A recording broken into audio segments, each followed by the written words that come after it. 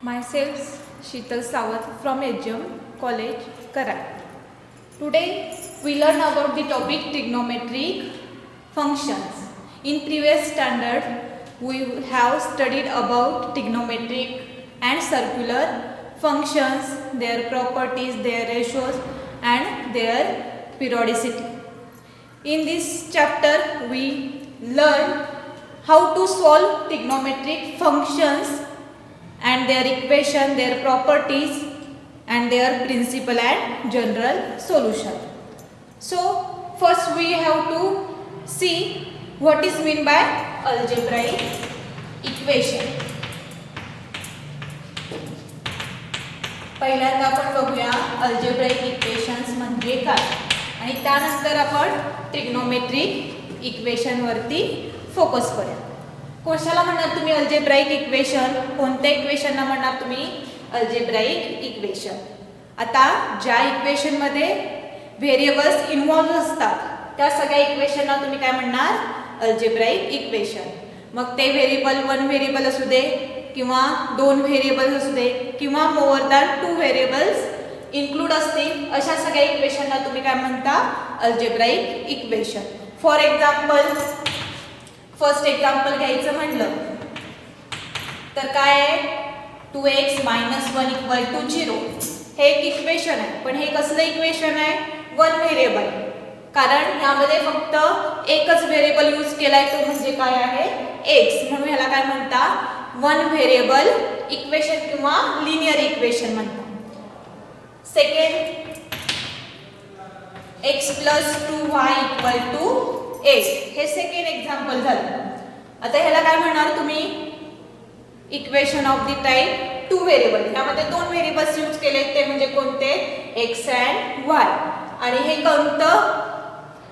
Straight लाईनचं equation represent करतं. म्हणून ह्याला तुम्ही काय म्हणणार? Equation in two variables which represents a straight line. असे डिफरंट टाइप्स आपण अल्जेब्राइक इक्वेशनचे बघू शकतो. आता ह्या कोणत्याही अल्जेब्राइक इक्वेशनचं जर सोल्युशन फाइंड आउट करायचं असेल तर आपण कसं करतो सोल्युशन फाइंड आउट? जे काही व्हेरिएबल्स आहेत त्या व्हेरिएबलच्या व्हॅल्यू डिफाइन करू. जर त्या व्हेरिएबलच्या आपल्याला व्हॅल्यू मिळाल्या तर आपण काय म्हणणार? त्या अल्जेब्राइक इक्वेशनचं सोल्युशन फाइंड आउट करा. मग पहिल्या इक्वेशनसाठी बघा आपल्याला सोल्युशन फाइंड आउट करायचं आहे. म्हणजेच काय? ह्या पहिल्या इक्वेशन मधल्या x साठी काय व्हॅल्यू येईल की हे इक्वेशन त्या x च्या व्हॅल्यूने सॅटिस्फाय होईल. म्हणजेच काय होणार? त्या इक्वेशनचं ते सोल्युशन होणार. मग सांगा बघू x साठी आपल्याला कोणती अशी व्हॅल्यू मिळेल की त्या व्हॅल्यूमुळे हे वन व्हेरिएबलचं अल्जेब्राइक इक्वेशन सॅटिस्फाय होईल आणि तेच व्हॅल्यू म्हणजेच तीच व्हॅल्यू म्हणजेच काय असणार? ह्या अल्जेब्राइक इक्वेशनचं सोल्युशन असणार. म्हणजेच काय? x = 1/2 ही जर व्हॅल्यू या इक्वेशन मध्ये मी पुट आउट केली तर ह्या व्हॅल्यूमुळे हे इक्वेशन काय होतं? सॅटिस्फाय म्हणजे LHS = RHS दोन्हीच्या व्हॅल्यू सेम मिळतात. त्यामुळे जर हे इक्वेशन या व्हॅल्यूमुळे सॅटिस्फाय झालं तर ती व्हॅल्यू म्हणजे या इक्वेशनचं काय झालं? सोल्युशन. म्हणजे solution of any algebraic equation याची डेफिनेशन कशी करणार? की ज्या व्हॅल्यूमुळे ते इक्वेशन म्हणजे व्हेरिएबलच्या व्हॅल्यूमुळे ते इक्वेशन सॅटिस्फाय होईल त्या व्हॅल्यूलाच तुम्ही काय म्हणणार? त्या अल्जेब्राइक इक्वेशनचं सोल्युशन. मग इथे x = 1/2 पुट इन इक्वेशन 1. मग बघा LHS = इक्वेशनची LHS साइड आपण कन्सिडर केली 2x - 1 म्हणजे जिथे x आहे तिथे आपण 1/2 पुट आउट करणार. 1/2 -1 2 ला 2 कॅन्सल आउट होईल. 1 - 1 म्हणजे =0 म्हणजे इक्वली आपली RHS साइड. म्हणजे x = 1/2 या व्हॅल्यूमुळे हे इक्वेशन सॅटिस्फाय झालं म्हणून x = 1/2 ही काय झाली? या इक्वेशनसाठी सोल्युशन मिळालं. सेकंड साठी पण सेम त्या पद्धतीने आपण व्हेरीफाय करू शकतो किंवा सोल्युशन फाइंड आउट करू शकतो. आता इथे दोन व्हेरिएबल आहेत त्यामुळे ह्या सेकंड एक्झाम्पल साठी आपल्याला दोन सोल्युशन्स मिळू शकतात. x साठी एक सोल्युशन x साठी एक व्हॅल्यू आणि y साठी एक व्हॅल्यू आपण पुट आउट केली तर हे इक्वेशन सॅटिस्फाय होणार आहे आणि आपल्याला दोन सोल्युशन ह्या इक्वेशन साठी मिळणार. मग काय असू शकेल सोल्युशन ह्या इक्वेशन साठी? Put x equal to 0 and y equal to 4 in LHS side of equation 2. जर इक्वेशन 2 च्या LHS साइड मध्ये x equal to 0 आणि y equal to 4 ही जर व्हॅल्यू पुट आउट केली तर LHS साइड आपल्याला काय मिळेल बघा. 0 plus 2 into 4 equal to 0 plus 8 equal to 8 म्हणजेच काय मिळेल RHS साइड.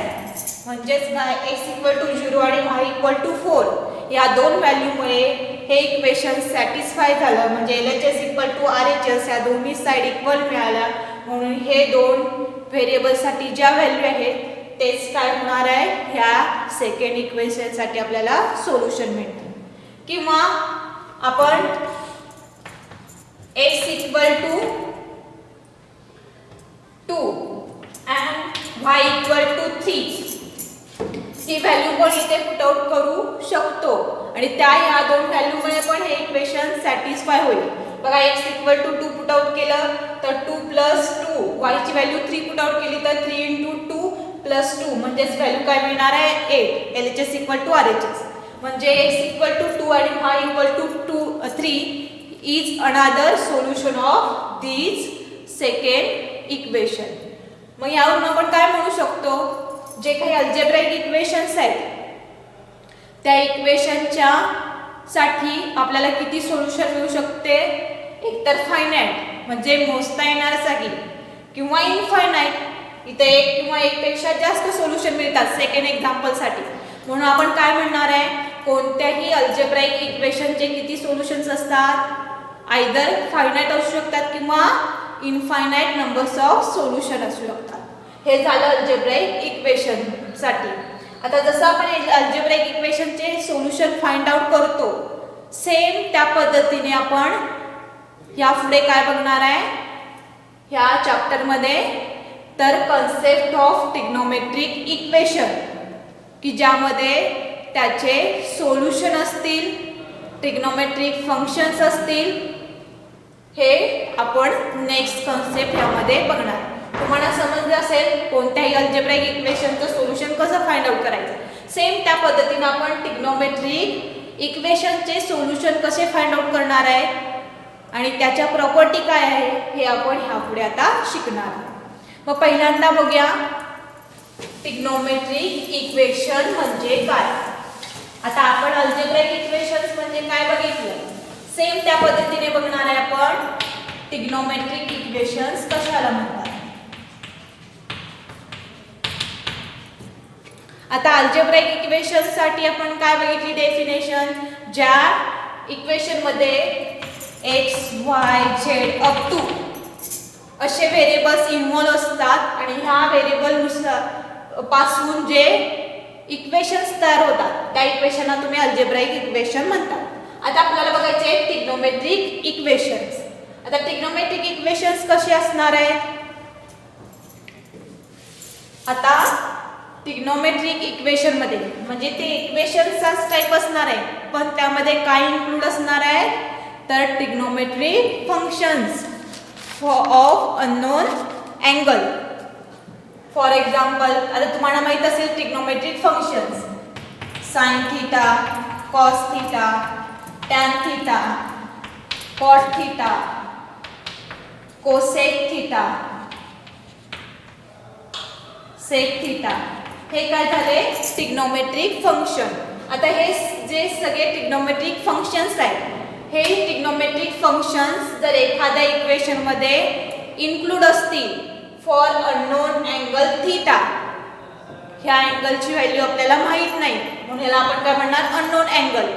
माहित असेल तर त्याला काय म्हणणार नोन अँगल. जर असे जे काही ट्रिग्नोमेट्रिक फंक्शन्स आहेत ती एखाद्या इक्वेशन मध्ये इन्व्हॉल्व असतील for their unknown angle theta तर त्या सगळ्या इक्वेशनला तुम्ही काय म्हणता trigonometric equation. For example sine theta equal to 1, tan theta equal to 1, cos theta equal to 3 cos theta.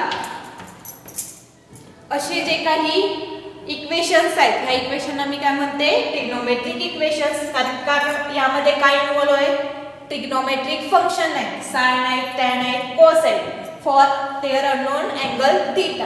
म्हणून या सगळ्या इक्वेशननाच मी काय म्हणणार आहे ट्रिग्नोमेट्रिक इक्वेशन. हे तुम्हाला फॉर एक्झाम्पल साठी दिले.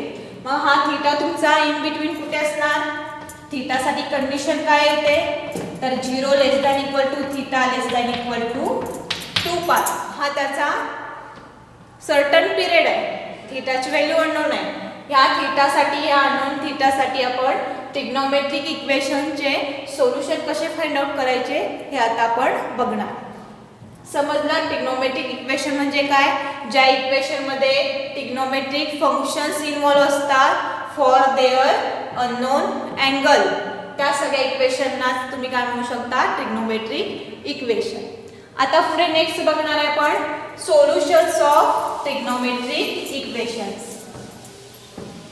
जसं आपण अल्जेब्राइक इक्वेशनचे सोल्युशन फाइंड आउट केले सेम त्या पद्धतीने बघणार आहे कोणत्याही ट्रिग्नोमेट्रिक इक्वेशनचे सोल्युशन कसे फाइंड आउट करायचे. Solutions of trigonometric equations. आता सोल्युशन कोणत्याही ट्रिग्नोमेट्रिक इक्वेशनचे सोल्युशन कशा पद्धतीने फाइंड आउट करावं लागेल. For example sine theta equal to 0. हा हे आपल्याला ट्रिग्नोमेट्रिक इक्वेशन दिले. आता या ट्रिग्नोमेट्रिक इक्वेशनचं मला सोल्युशन फाइंड आउट करायचं आहे. पण ते सोल्युशन कधी फाइंड आउट करणार आहे तर ह्या इक्वेशन मध्ये जो आपला अननोन अँगल आहे त्या अननोन अँगलसाठी आपल्याला अशी काही पर्टिक्युलर व्हॅल्यू डिफाईन होईल. त्या व्हॅल्यूलाच तुम्ही काय म्हणा त्या ट्रिग्नोमेट्रिक इक्वेशनचं सोल्युशन मिळणार. मग तुम्ही सांगू शकता ह्या थीटासाठी काय व्हॅल्यू येईल म्हणजे कोणत्या अँगलसाठी साइन थीटा तुम्हाला 0 मिळेल. म्हणजे कोणत्या अँगलसाठी साइन थीटाची व्हॅल्यू तुम्हाला 0 मिळते तर थीटा इक्वल टू काय असणार 0 डिग्री पाय. साइन पायची व्हॅल्यू काय असते 0. म्हणजेच काय थीटा इक्वल टू 0 डिग्री आणि थीटा इक्वल टू पाय.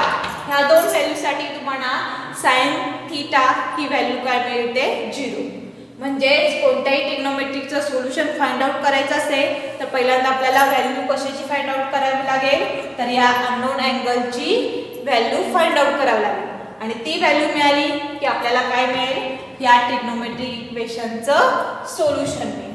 म्हणजेच काय मिळणार म्हणजेच काय म्हणू शकतो कोणत्याही ट्रिग्नोमेट्रिकचं सोल्युशनसाठी आपल्याला डेफिनेशन काय मिळते the value of the unknown angle which represent the equation is called the solution of trigonometric equation.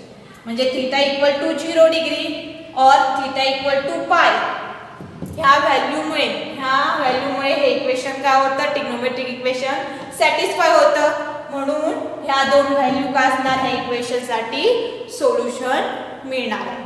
म्हणून कोणत्याही ट्रिग्नोमेट्रिकचं सोल्युशन फाइंड आउट करायचं असेल तर पहिल्यांदा आपल्याला काय करावं लागेल ह्या अननोन अँगलची व्हॅल्यू फाइंड आउट करावी लागेल. नेक्स्ट एक्झाम्पल बघूया आपण sign x equal to 1/2.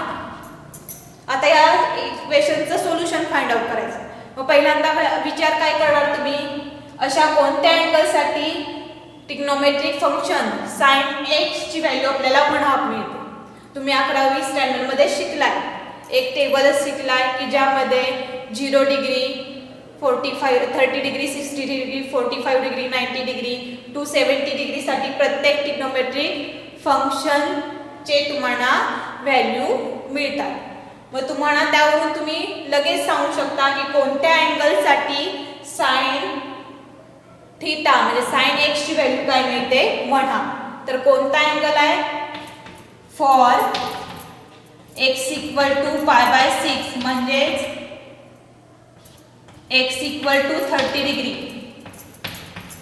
Sign 30 डिग्रीची व्हॅल्यू काय असते 1/2 म्हणजे x इक्वल टू π/6 ह्या व्हॅल्यूमुळे हे ट्रिग्नोमेट्रिक इक्वेशन सॅटिस्फाय होतं आणि आपल्याला त्या इक्वेशनचं सोल्युशन मिळतं. आता हे जे काही सोल्युशन्स आहेत ट्रिग्नोमेट्रिक इक्वेशनचे ह्याचे दोन टाइप पडतात. पहिला आहे जनरल सोल्युशन आणि दुसरा आहे पर्टिक्युलर सोल्युशन.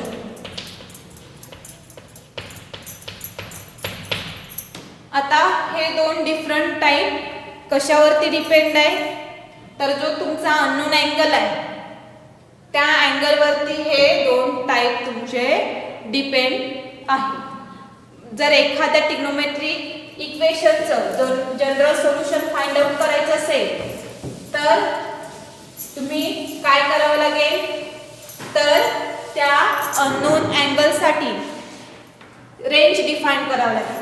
मग पहिल्यांदा बघूया जनरल सोल्युशन कसं फाइंड आउट करायचं किंवा general solution of any trigonometric function आपण कसं फाइंड आउट करायचं. जर ज्या ट्रिग्नोमेट्रिक फंक्शन मध्ये for example sin θ equal to 1/2 हे ट्रिग्नोमेट्रिक इक्वेशन आहे. आता ह्या इक्वेशनचं आपल्याला जनरल सोल्युशन फाइंड आउट करायचं. मग पण त्याआधी काय बघूया जनरल सोल्युशन कशाला मिळालं. आपण सोल्युशन बघितले पण ते सोल्युशन जनरल सोल्युशन कधी होऊ शकतं तर ज्या सोल्युशन मध्ये तुमचा थीटा हा लाईज बिटवीन 0 and 2π च्या मध्ये असेल त्या अननोन अँगलच्या व्हॅल्यूला किंवा त्या सोल्युशनला तुम्ही काय म्हणणार आहे जनरल सोल्युशन. म्हणजे ज्या अननोन अँगलच्या व्हॅल्यूची रेंज 0 आणि 2π ह्यामध्ये तुम्हाला मिळेल त्या व्हॅल्यूलाच किंवा त्या सोल्युशनला तुम्ही काय म्हणू शकता जनरल सोल्युशन. मग आता सांगा sin θ इक्वल टू 1/2 या इक्वेशनचं मला जनरल सोल्युशन फाइंड आउट करायचं. मग पहिल्यांदा तुम्ही काय बघणार हा अननोन अँगल आहे त्याची range 0 less than equal to θ less than equal to 2π याच्या इन बिटवीन येते का नाही हे चेक करा. जर येत असेल तर थीटा साठी जी व्हॅल्यू येईल तीच काय असणार आहे या ट्रिग्नोमेट्रिक फंक्शन साठी आपल्याला जनरल सोल्युशन मिळणार. मग sin θ इक्वल टू 1/2 ह्या इक्वेशन साठी आपल्याला थीटा काय मिळतो θ equal to π/6 and π/6 is greater than equal to 0 or less than equal to 2π म्हणजे π/6 is lies between 0 and 2π म्हणून θ इक्वल टू π/6 या सोल्युशनलाच तुम्ही काय म्हणू शकता या इक्वेशनचं जनरल सोल्युशन. आणि नेक्स्ट बघणार आहे आपण particular solution.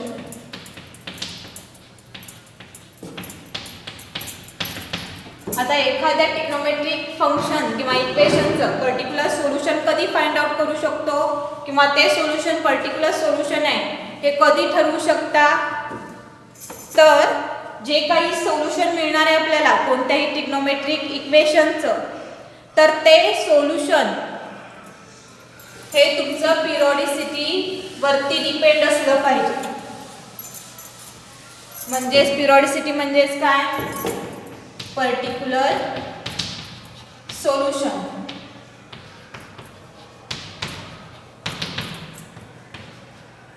For example sin θ equal to √3/2 हे एक्झाम्पल घेतले.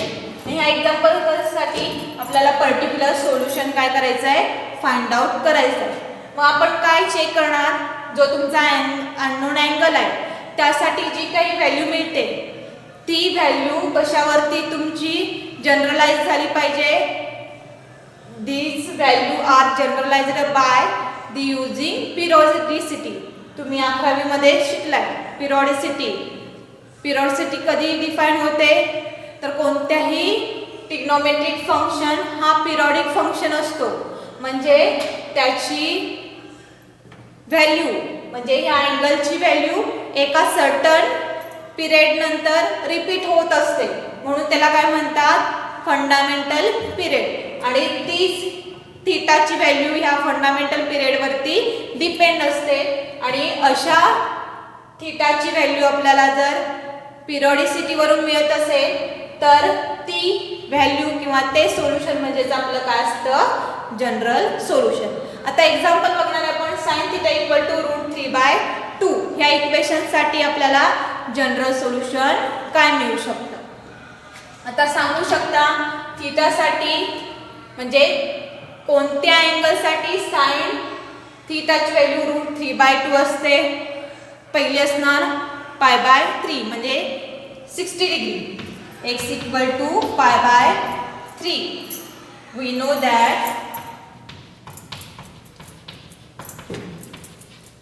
sin π/3 equal to √3/2. π/3 या व्हॅल्यूसाठी कोणत्याही ट्रिग्नोमेट्रिक फंक्शन साइनची व्हॅल्यू काय मिळते, √3/2 मिळते. पण आपल्याला काय करायचं आहे, पर्टिक्युलर सोल्युशन फाइंड आउट करायचं. मग तुम्हाला पिरियडिसिटीचा फॉर्म्युला माहित आहे. Therefore sin theta equal to काय फॉर्म्युला आहे, sin theta equal to sin π minus थीटा. हा तुमचा पिरियडिसिटीचा फॉर्म्युला. मग ह्यामध्ये थीटाची व्हॅल्यू पुट आउट करा म्हणजे तुम्हाला नेक्स्ट पिरियड ऑफ टाइम तुम्हाला कन्सिडर होईल. देअरफॉर sin π/3 इक्वल टू काय मिळेल, sin π मायनस π/3. थीटाची व्हॅल्यू आपल्याला इथे काय मिळाले, π/3.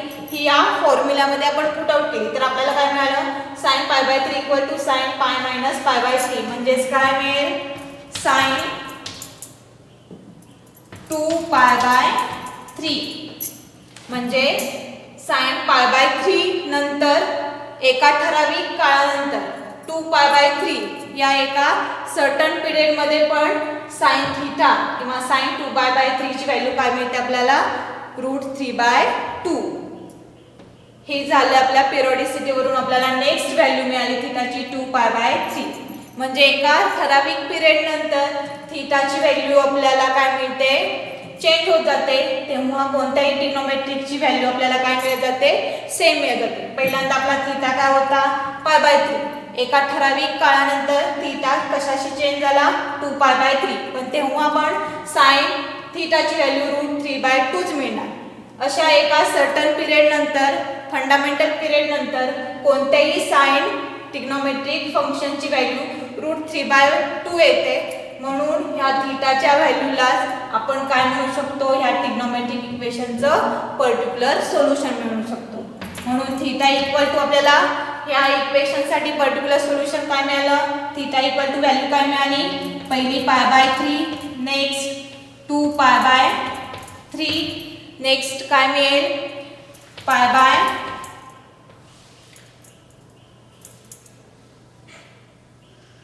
अप टू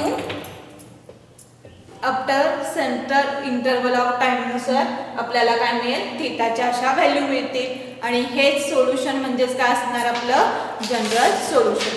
मग यावरून आपण काय सांगू शकतो, जर कोणत्याही ट्रिग्नोमेट्रिकचं फंक्शनचं सोल्युशन फाइंड आउट करायचं असेल तर ते सोल्युशन काय असेल, एक तर फायनाईट असेल किंवा इनफायनाईट असेल. इनफायनाईट नंबर ऑफ सोल्युशन असेल. आता यानंतर राहिलेला रिमेनिंग पार्ट आपण नेक्स्ट डेला बघू.